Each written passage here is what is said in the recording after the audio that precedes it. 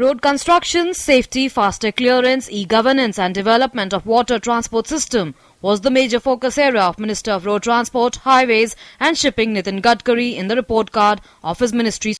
The ambition of my department is to increase 2% GDP of this country within 2 years with the contribution of road sector, shipping sector और जो हमारा important department 2% हम GDP प्रधानमंत्री के विकास की योजना में contribute करना चाहते हैं। अभी 100 days में जो हमने measures ली है उसमें हमारा पहले साल 8,500 किलोमीटर का टारगेट हमने रखा है और 1,860 किलोमीटर के हमने काम अवार्ड कर दिए हैं।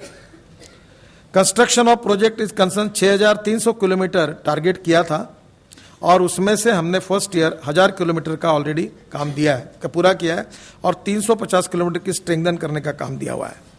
With focus on e-governance and more transparency, the minister informed that the new Motor Vehicle Act will be linked with e-governance.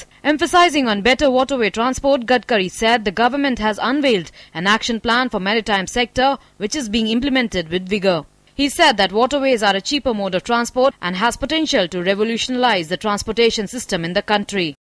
ये हिंदुस्तान में रिवोल्यूशन कर देगा और इसलिए इनलैंड वाटरवेज इसको विकसित करना और पोर्ट एक्टिविटीज को बढ़ाना, इसके लिए हमने प्रायोरिटी दी है। This is one of the important sector which can increase at least 2% GDP of this country और मुझे लगता है इसमें बहुत बड़ा एम्प्लॉयमेंट है, टूरिज्म भी बहुत बड़ा बढ़ सकता है।